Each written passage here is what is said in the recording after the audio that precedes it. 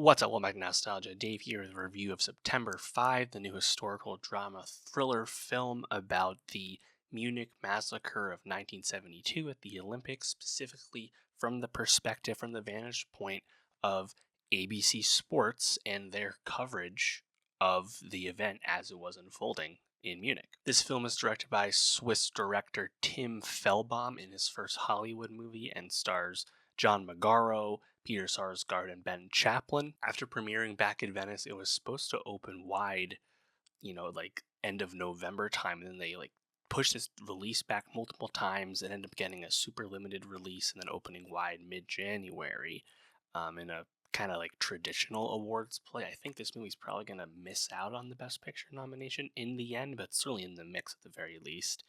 And of course, the portrayal of the Munich Massacre on screen has been done before. Of course, 2005's Munich from Steven Spielberg portrays the aftermath of the event, and now we're getting the media portrayal POV this time around. September 5 is a really lean, dramatic thriller coming in at only 90 minutes. I think it does a really good job portraying the real-time decision-making that takes place when an unforeseen event, in this case a tragic event, happens, and you have to decide how you want to cover it. Of course, this is taking place in 1972, so we're talking analog devices across the board, no texting, no internet. It's really thrilling and gripping. I really love how the movie goes through the journalistic decision making in terms of sourcing, especially when it's impossible to get declarative action and you have a responsibility to tell the story correctly because hundreds of millions of people are in fact watching you as the only person there on the ground portraying this live. John Magaro is excellent as Jeff Mason, who's the head of the control room for ABC Sports at the time. Most of the other characters are pretty, thin and supporting. Peter Sarsgaard is Ruin Arledge, but he doesn't have a whole lot to really do in the movie. Same with Ben Chaplin's character. Probably unforeseen manner of events. This would kind of be a nice pairing with Civil War from Alex Garland, which also has journalistic ethics top of mind in terms of what that movie is about.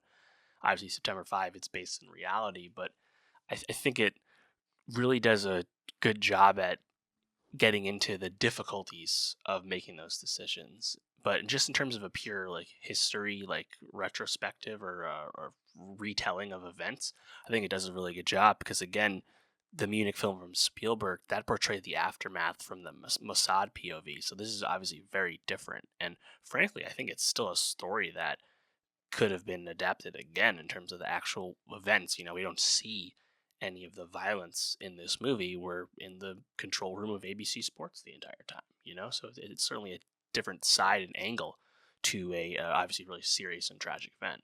I think the biggest surprise in the movie is probably Lenny Benesch. I'm probably saying that wrong. The German actress, she plays Marianne, who is the translator for the crew. In fact, the only person at ABC who can understand German, so her ability to listen to police radio and German news stations and whatnot is very integral to the success of ABC staying on top of the story as it's unveiling.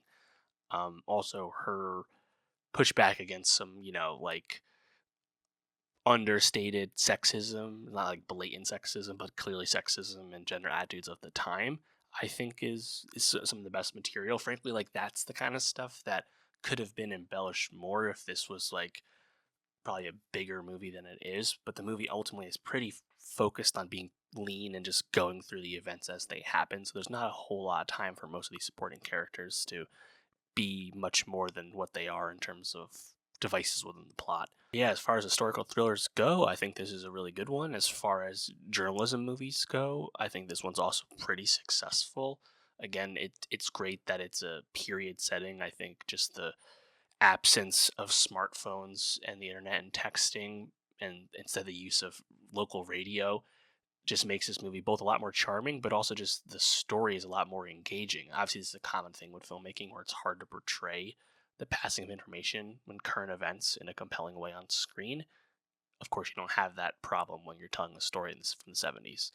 So yeah, shout out to September 5. I think it's going to miss out on the Oscars, more likely than not, but still a very good movie nonetheless. I'll also be curious what's next from Tim Feldbaum, because clearly he's now in the Hollywood system, so we'll see what happens. Let me know, though, what do you think of September 5? Do you agree it's a successful movie? Let me know. And for more movie reviews, subscribe, and I'll see you next time.